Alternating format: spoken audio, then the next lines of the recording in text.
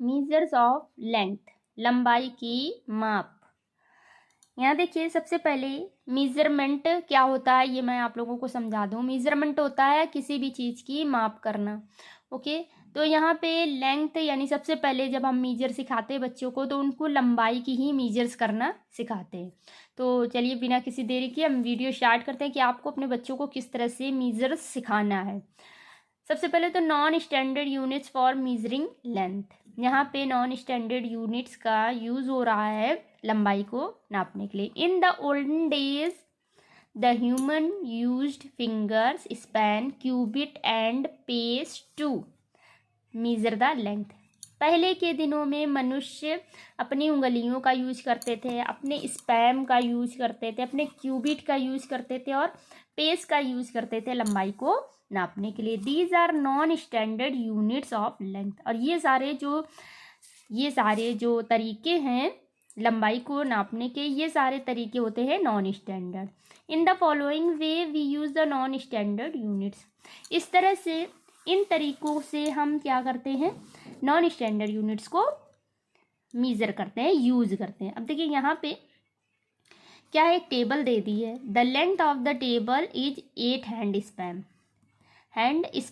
तो यहाँ पे एक टेबल है जिसकी लंबाई को इन्होंने 8 हैंड स्पैन से नाप लिया। हैंड स्पैन देखिए क्या होता है, जैसे ये हाथ है तो ये हाथ की यहाँ से लेके इस वाली जो सबसे स्मॉल फिंगर होती है और ये थंब होता है, यहाँ से लेके यहाँ तक की जो माप होगी उसको बोलते हैं स्पैन। ठीक है, कहते हैं ना ऐसे हाथ रखो, एक स्पैन है, ये 2 स्पैन है। ओके, तो ये होता है स्पैन, हैंड स्पैन। तो ये टेबल की जो लंबाई है वो कितनी है, 8 हैंड स्पैन। इसी तरह से यहाँ देखिए the length of the room is 12 cubit. Cubit का मतलब क्या हो गया, क्यूबिट देखिए क्या है, यहाँ पे दिखा रहा है, यहाँ से लेकर के और ये एल्बो तक। ओके, हमारे हाथ का यानी ये जो पोर्शन होता है यहाँ से लेके और ये कोहनी तक की जो पोर्शन होता है यहाँ से यहाँ तक माप होती है वो होता है क्यूबिट। ओके, तो एक कमरे की जो लंबाई है वो 12 क्यूबिट है। फिर इसके बाद the length of the pencil is 5 finger. अब पेंसिल को इन्होंने माप लिया है। अब देखिए यहाँ पे 3 फिंगर का यूज किया है। 3 फिंगर का मतलब एक फिंगर हो गई इनकी। ओके, अब यही 3 फिंगर को 5 टाइम जब इन्होंने मीज़र किया तब ये पेंसिल पूरी मीज़र हो पाई, तो ये कितना 5 फिंगर्स हो गई।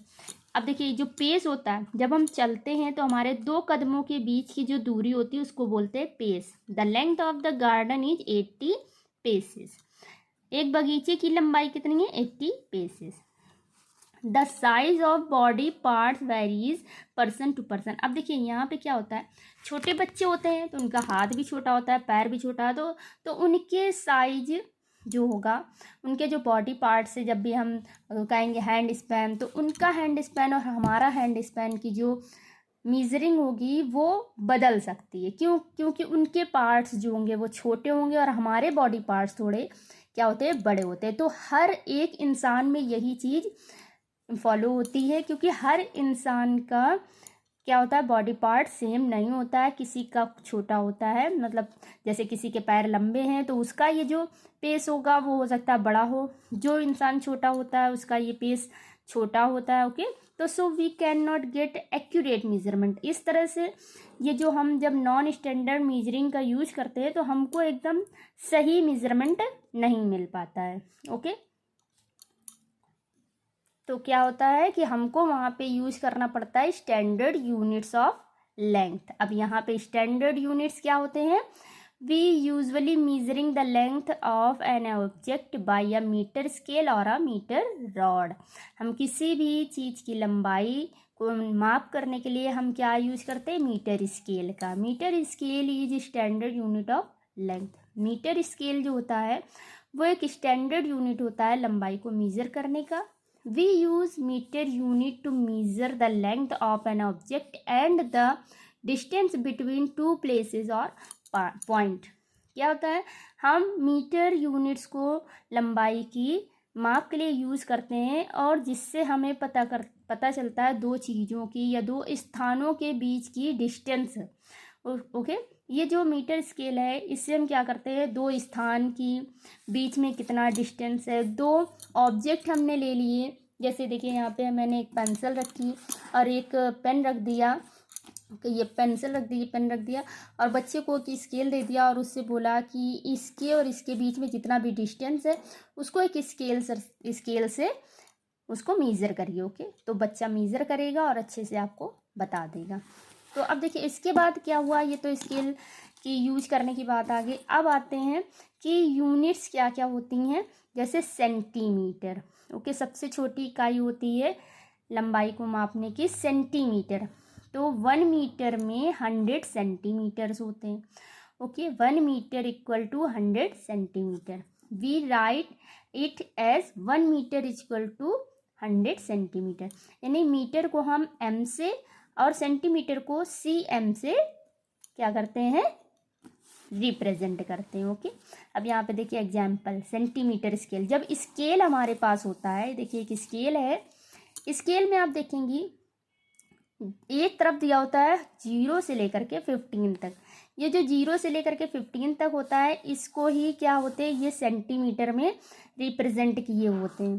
तो 0 से लेके 1 तक की 1 सेंटीमीटर होता है, फिर ये 2 सेंटीमीटर, 0 से लेकर के 2 तक जहाँ पे 2 लिखा होता है 2 सेंटीमीटर होता है, फिर 0 से लेके 3 तक 3 सेंटीमीटर होता है, फिर 4 सेंटीमीटर, 5 सेंटीमीटर, 6 सेंटीमीटर। ओके, इस तरह से ये सेंटीमीटर रिप्रेजेंट है।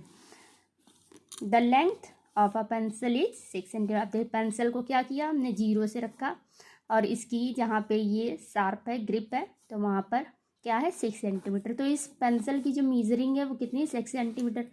इस पेन की जो लंबाई है, लेंथ है, वो 10 सेंटीमीटर, और इस ब्रश की लेंथ है 13 सेंटीमीटर।